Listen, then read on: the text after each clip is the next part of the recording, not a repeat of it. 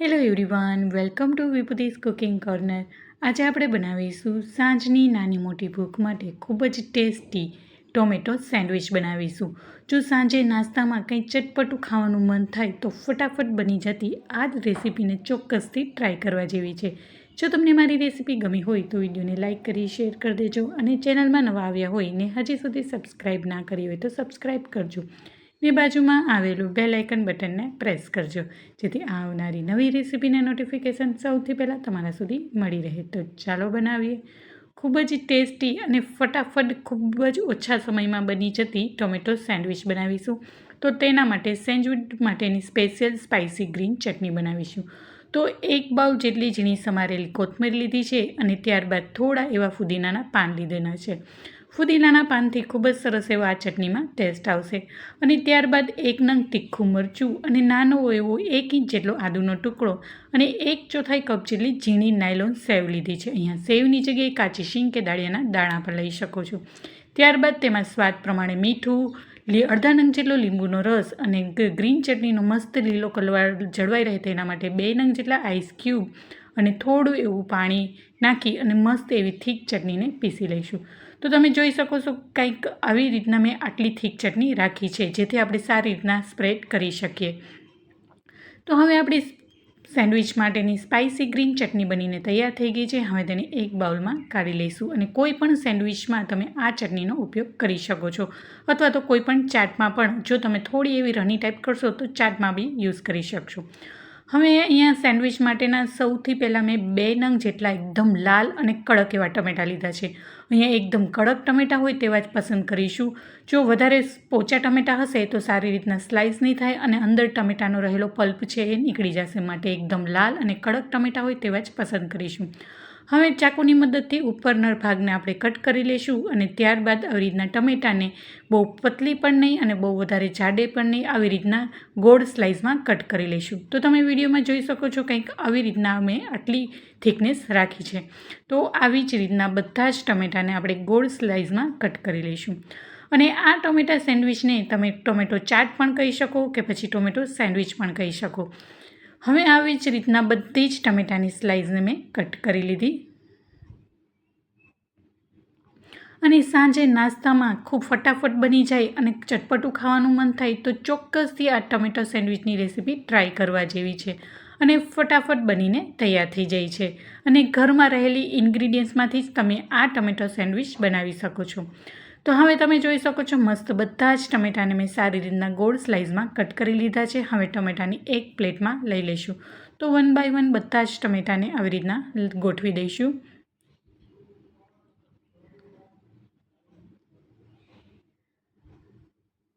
અને ત્યારબાદ આપણે જે સેન્ડવિચ માટેની ચટણી બનાવી છે 1/4 ચમચી જેટલી કે પછી જરૂર પ્રમાણે આપણે એમાં આવી રીતના ઉપરથી આપણે સ્પ્રેડ કરી દઈશું.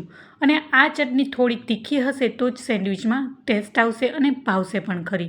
પણ જો બાળકો ખાવાના હોય તો તમે મીડિયમ સ્પાઇસી કરી શકો છો. અહીંયા જો તમને લસણનો ટેસ્ટ ભાવે તો તમે લીલું લસણ કે પછી સૂકું લસણ પણ આ ચટણીમાં નાખી શકો છો. તેનાથી પણ સરસ ટેસ્ટ આવે છે. હવે ટમેટામાં ગ્રીન ચટણી લગાવ્યા બાદ અહીંયા બાફેલા બટેકાને પણ મેં ગોળ સ્લાઇસમાં કટ કરી લીધા છે. હવે બધા જ બટેકાની સ્લાઇસને આવી રીતના ચટણી લગાવ્યા છે તેની ઉપર આવી રીતના 1 બાય 1 રાખી દઈશું. અને ત્યારબાદ તેમાં ઉપરથી થોડું એવું ચાટ મસાલો સ્પ્રિંકલ કરીશું જેથી સેન્ડવિચ ખાવામાં ચટપટી લાગે અને બટેકા છે એટલે સ્વાદમાં પણ થોડો એવો સારો એવો ટેસ્ટ આવે. માટે બધા જ બટેકાની સ્લાઇસ ઉપર આપણે ચાટ મસાલો સ્પ્રિંકલ કરી દઈશું.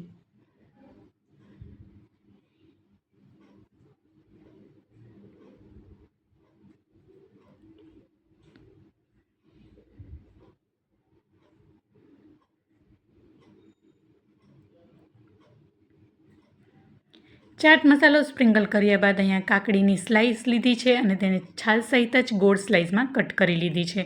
હવે તેને પણ બટેકાની સ્લાઇસ ઉપર 1 બાય 1 આવી રીતના ગોઠવી દઈશું. અને ત્યારબાદ અહીંયા ડુંગળીની સ્લાઇસ લીધી છે અને તેને પણ 1 બાય 1 ગોઠવી દઈશું. અહીંયા જો તમે ડુંગળી ન ખાતા હો તો સ્કીપ કરી શકાય. તો આવી જ રીતના બધી જ ડુંગળીની સ્લાઇસને કાકડીની સ્લાઇસ ઉપર ગોઠવી દઈશું. અને લાસ્ટમાં તેમાં ઉપરથી શેકેલા જીરાનો પાવડર સ્પ્રિંકલ કરીશું. અહીંયા તમારે મરી પાવડર કે થોડું એવું લાલ મરચું પાવડર સ્પ્રિંકલ કરવું હોય તો પણ કરી શકાય. અને લાસ્ટમાં હવે જે કેપ્સિકમ છે એની સ્લાઇસને આવી રીતના ગોઠવી દઈશું. અહીંયા મેં નાનું એવું કેપ્સિકમ હતું એટલે એને ગોળ સ્લાઇસમાં કટ કરી અને આવી રીતના રાખ્યું છે.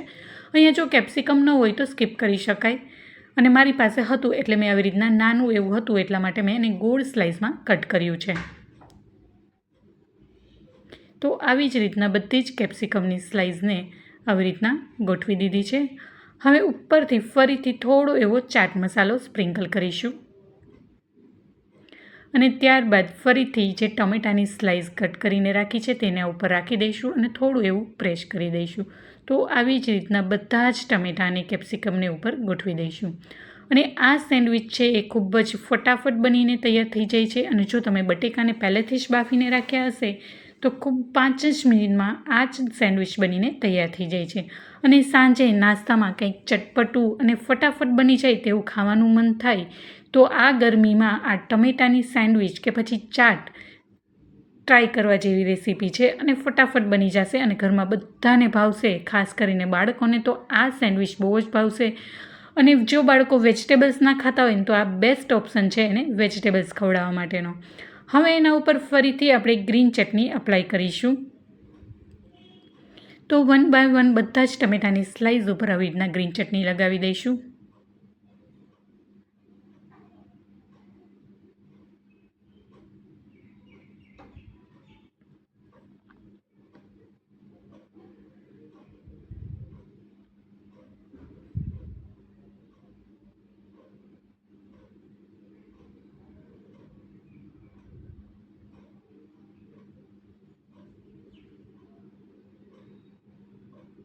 હવે તેમાં ઉપરથી 1 ચમચી જેટલી નાયલોન સેવ ઉપરથી ભભરાવી દઈશું. અહીંયા નાયલોન સેવની જગ્યાએ તમારે આલુ સેવનો ટેસ્ટ ભાવતો હોય તો આલુ સેવ પણ લઈ શકાય.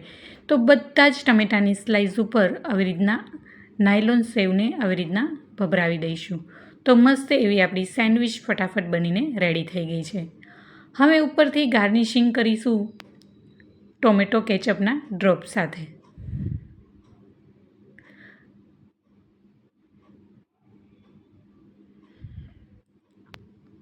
અને ટોમેટો કેચઅપથી થોડો એવો ટેંગી ટેસ્ટ આવશે એટલે આ ટોમેટો સેન્ડવિચ ખાવામાં પણ એટલી ટેસ્ટી લાગશે. તો આવી જ રીતના બધા જ ટોમેટો સેન્ડવિચમાં ટોમેટો કેચઅપના ડ્રોપ્સ એડ કરી દઈશું.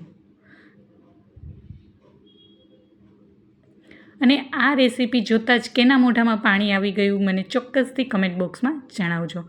હવે તેને ગાર્નિશિંગ કરીશું ફ્રેશ બારીક સમારેલી કોથમરીના પાંદડાઓથી.